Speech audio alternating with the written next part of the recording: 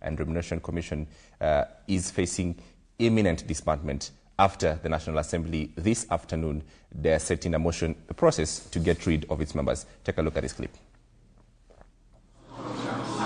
The Salaries War and ejection of the Salaries and Remuneration Commissioners was officially set in motion in Parliament. In a self-preservation move, the MPs rallied behind the Igembe South MP Mithika Linturi, who is sponsoring the disbandment motion. Scuffed by the salary reduction from 831,000 to 531,000 shillings, the MPs staged a unity of purpose in defending their pay. There is need to have the whole commission removed from office and probably have a fresh team appointed that will be able to understand the law and the constitution and perform its duties based on the foundations of law. We are not after our salaries. More so, Mheshimiwa Linturi is raising fundamental breach of the constitution. Unless we stand up and defend this institution, if we let this institution be destroyed, Kenya will become a banana republic. The commission was indicted for alleged subversion of the constitution and violation of separation of powers. MPs faulted the Serem Commission, saying in setting MPs' salary, they circumvented the Parliamentary Service Commission's role that deals with MPs' welfare. The argument is not about the salaries. The argument is about the constitutionality of that purported Gazette notice of 1st March, just on the eve of the election. She is rogue. She's rogue, Mr. Speaker. What must happen, Mr. Speaker, is that this Parliament must take its rightful position in defending the Constitution. The Salaries Commission, in a bid to appease the MPs, has lately caved in to their demands, awarding them 5 million shillings car grant, down from 7 million shillings repayable loan within 5 years. To sanitize their defense for a pay rise, parliamentarians claimed they are fighting for the sanctity of the rule of law. Any committee that will be seized of this thing must do fair to this institution of Parliament, must do fairness to the Republic of Kenya, and bring a report that will censure and punish. If they are thieves, it is the Kenyan people who are thieves. If they are greedy, it is the Kenyan voters who are greedy. Even newcomers in the National Assembly infected by the bag of huge pay packs were on a warpath with the Serem Commission. This is the beginning of a very dangerous trend. It is the beginning of a trend of reduction of salaries, Mr. Speaker. After an animated half-hour debate discrediting the Salaries body, the Serem-led Commission's fate now lies with the Parliamentary Committee on Delegated Legislation that will recommend to the President if at all the Commission should be disbanded or retained. But already the National Assembly has set the mood with the parliamentarians, saying they want the Commission out of their way for meddling with their salaries. Sam Oginaketi. Indeed, welcome back. Now, we're having this conversation with Okia Omutata, Mithika Linturi, and indeed Isaac Ubai. Gentlemen, it's incumbent upon you, Mithika, and parliamentarians to say and tell us that as you fight for this constitution and with the same vigor and with the same energy that you fought with today, that we saw this afternoon, that also this afternoon, the issues of insecurity in Busia and Bungoma, we didn't see the same vigor. The question I'm being asked is, when does it become an issue of grave concern to parliamentarians if it does not directly impact them? I think looking at the history of Parliament, at the most the history of the 10th Parliament, which I served, we passed a record bills. We worked past midnight to fulfill certain constitutional deadlines to give Kenyans the laws that were required. Mr. Smart, the only problem that I find with our Kenyan people and the civil society is that when there is an issue to do with a member of parliament, the media and the civil society gang against the members of parliament, as if members of parliament are not citizens, as if members of parliament have no rights. Members of the civil society and the public would want to intimidate us, to do things the wrong way. And I want to tell the country here, I think Linturi will not be intimidated by anybody. If I sought to protect the Constitution and my interpretation, I'm on the right path, I will pursue this one to the bitter end. And remember, the Kenyans gave themselves this Constitution. Democracy is an expensive affair. And if you ask, we have a saying that says, fimbo ya kunjikatia haina uchungu. So if people are making noise because we have a bloated legislature, remember very well where I was when we did this. I personally asked the questions, how much it will cost this country to implement and to deal with the issue of an expanded legislature. Nobody wants them to talk about it. So the Kenyan now, voter since this matter has started dawning on us, then we should all become sober and sit down and discuss how to move forward. Yes. May I say this? Yes. It is about the interests of this country. It is not about the interests of individuals. We are struggling to earn money from the government as if the government manufactures money. It takes money from the taxpayers. The situation as it is now, we are consuming nearly 70% of our annual income, 70% in terms of salaries. We are the worst off country in the whole region, actually in Africa. And we may end up the Greece way or the Cyprus way, if that is what members of parliament are pushing us to do. Because the members of parliament must be the first ones to think about the welfare of this country. Because when they say that it must be fiscally sustainable, whatever we pay, meaning the salaries that we pay and the taxes we collect must be in tandem, so that you don't collect too much taxes from the people and then the economy suffers. This economy requires more money in the hands of the people, the lowest paid people, not the highest paid individuals. Because when members of parliament say what they earn is peanuts, 532 to them is peanuts, including the allowances, which comes to nearly to 1 million shillings, is peanuts. What about that individual who earns 8,000 shillings? What do we call it? So this country, all of us have interests. We have to survive in this country as a whole lot of us. And the economy is better off with the lowest people paid more. Because when we looked at the money that we collect in this country, the GDP, that the money we pay in terms of the GDP is 12%. The norm is that you pay 6% of the GDP. We are consuming 12% of our GDP. Last year alone, the Minister for Finance and to borrow money to pay taxes. That is the situation we were in. And it's like some countries, we may be unable to pay salaries in this country. So what I'm saying is this: we are not punishing anybody. We are only looking at the interests of this country. We are not reducing anybody's salary. We are saying we are setting a salary that is commensurate with your status. The members of parliament has been given their status, and we have to do a compression ratio. The president, we set his salary as 1.2 as opposed to the previous president at 2 million plus. And he's not complaining. The other state officers, the PSs who are being recruited now, the cabinet secretaries, have their salaries dropped 1 million plus to 640. They are not complaining. So I believe the first people who should care about this country are the members of parliament. Do you feel they're caring about this country right now? Because that's what I'm asking them to do. Because they know exactly what they vote in is not what we collect. Right now, we are falling short of that amount that we are supposed to collect, 850 billion by 290 billion. That's what KRI is saying. So where do we get this money from? Because we can't raise that money. People have voted in money everywhere to earn this money, but we are not collecting. That money, the ability to collect, is because the economy must do well. Let us grow this economy and see that we can share. We have grown the cake. Right now the cake has shrunk.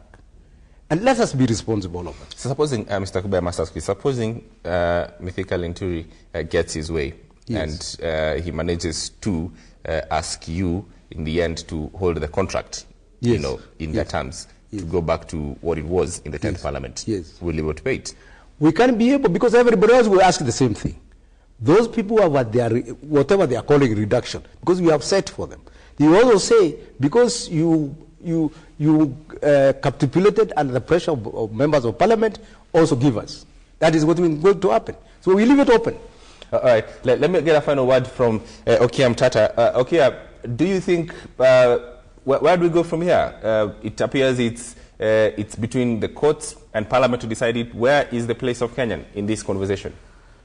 I think the rule of law is what is sacrosanct.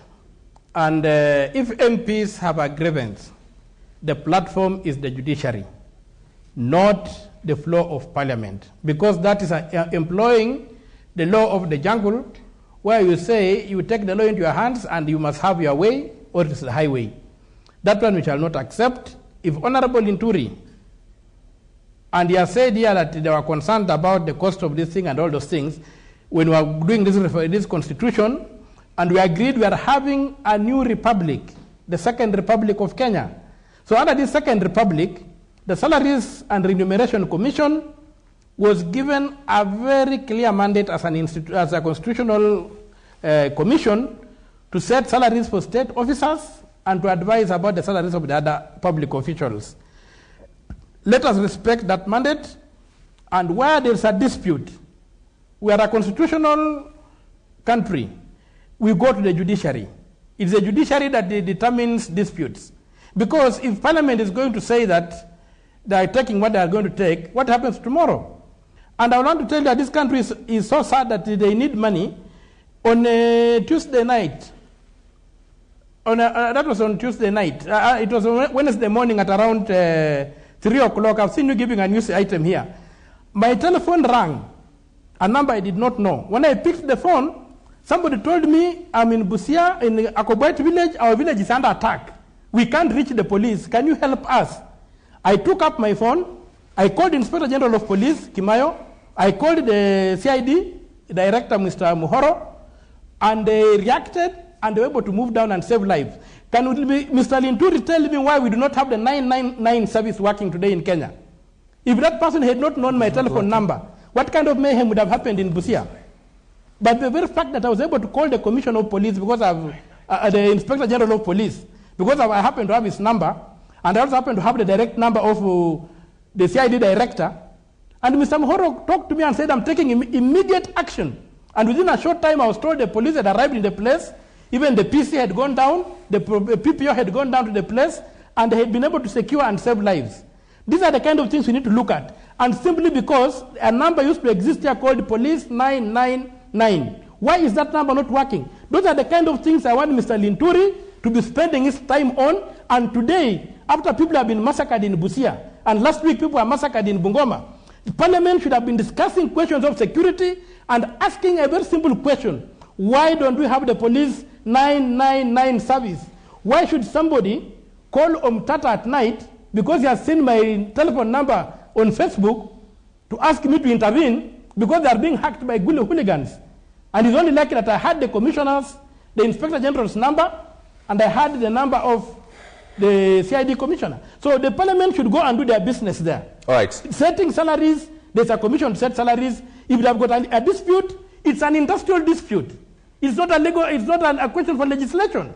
They go to the industrial court and say our salaries have been reduced, and these are the reasons we have. Let them petition the court. They don't petition themselves and then end up awarding themselves salaries. That violates the separation of powers, which is sacrosanct in this constitution. All right. And we are going to fight to the hilt to make sure we uphold and defend the constitution of the Republic of Kenya, and the members of parliament are subject to the balances, checks, and controls in the constitution of Kenya. They are not above the law. Let them not fool themselves. Okay. And they must do that, or we are going to meet them. We can even shut down parliament. Okay, we can occupy parliament and shut it down. What will they do? There are only 400 men. We can mobilize 1,000 men. We can mobilize 1 million men in Nairobi to go and shut down parliament. So they should not think they're above the law. All right, all right. And Kimayo won't come to their help because we can arrest Kimayo also. we cannot definitely have enough time to discuss these issues, but we need to close this conversation down. Obviously, it's a conversation the country continues to have. But what's your quick response to that as we wind down this conversation? I have a lot of respect for Mutata, and I've known him for quite to be a very brilliant chap. But I'm surprised by the manner in which he's also trying to feign ignorance, considering that he's talking about Parliament doing what is not within its mandate, trying to say that he can mobilize 1 million people to come and march in around the presence of Parliament, and to ask him to be obedient to the law, and also to know that this country, the people, we're almost losing this country to the civil society. And they should also be telling us who his masters are. The masters of this team that is not accountable to anybody, called the civil society. I'm saying this because if really he believes in whatever he's saying and that capacity to mobilize, I respect that he also ran for elective office last time, and if he had the capacity to mobilize 1 million people, then he should have also mobilized enough people to vote for it himself. And let us also know, and I want to make the country also know, that what surprises me is that before you are elected a member of Parliament, you become you are a darling of your voters. And immediately after winning an election, then it's like you become an enemy. Something I'm not able to understand. But would you understand? I mean, if Kenyans had a contract and they knew and they thought that you're going to get such X amount, then you get to Parliament and you're able to dictate how much you earn. No one in this country dictates how much they earn. It's only members of Parliament. But that is not the truth of the matter. Smart, that is, and I will continually say that this country must be bound by the rule of law, and we must respect the existing laws. And just in case they're in conflict with any other law, then we have processes and procedures of how we amend laws so that there is no conflict. Mr. Kubai, your final May I say this? We have not violated any law, not the Constitution, not the existing laws. What we have done is that any law that is purported to have been violated by us is because that law is already void. That law is void to the extent of that inconsistency with the Constitution.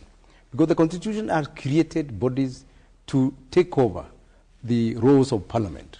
That was the Constitution has done.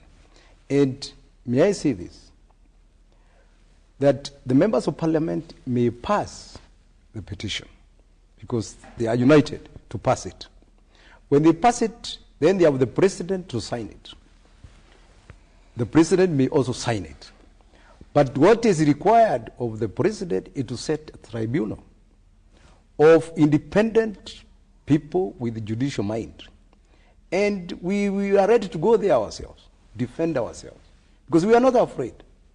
And there is no way that you can charge the entire 13 commissioners of violating the law of one individual group, that's members of Parliament, and not others. So we are ready. Do you think they'll be successful, though? No, they won't. There is no way. They can't be successful. They can only go the petition way, and we are ready to go with them. And probably when we go, we add a clause, recall them as well. Put the recall. Let's see who will win this. The recall is there, is provided in form, but he also must familiarize himself with the law, because you can never recall a member of Parliament until past the second year. Because they diluted the law. All right. Gentlemen, thank you very much for your time. But just before we leave this conversation, you know these gentlemen as the Otongolo narrative teller. Well, he later went on to meet the president, and after that, his life has just been amazing, if you say the least. But do you really know what he's talking about in his Otongolo narrative? Well, we just have a few snippets for you to just go back and appreciate this young man. Take a look at this.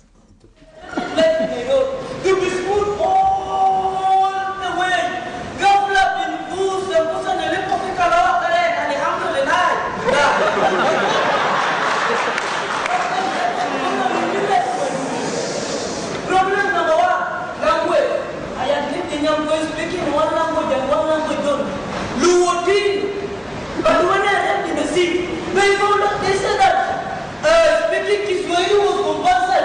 How did they expect me? I hold me. Since let's not come from the one I'm going to speak Kiswahili. Of course I knew Kiswahili. The only Kiswahili word I could go but the listening was Bahara Bah. This was because our head teacher used to stand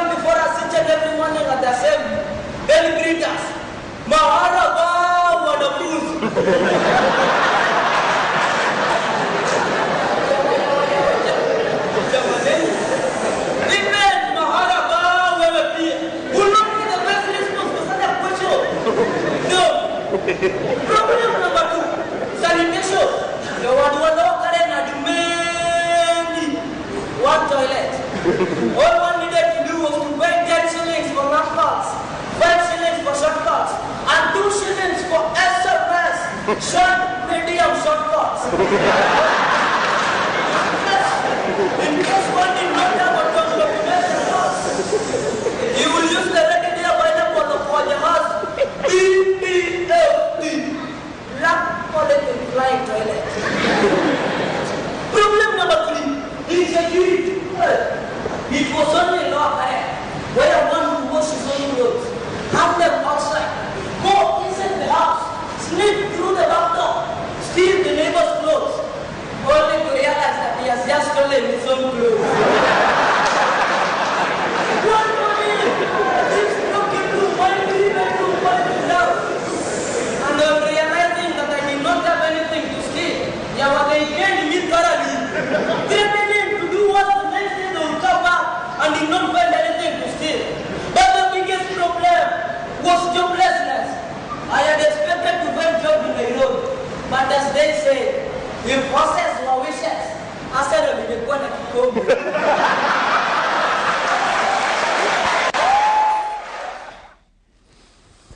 Right, Mr. Daniel, we are there just taking a swipe at Arsenal. That is fine, but he's a fine young man. Reminds me of my good old days on the national festive and the theatres. Well, that does it for us here. Thank you very much to Okia Omutata, Mithika Nturi, and indeed as Kubai for that great conversation. This conversation continues online. Thank you very much for your tweets. We appreciate all of them. That does it for us here on KTN Livewire. I appreciate all that. Have a lovely night. We'll do this all over again next week, Thursday. Sleep well.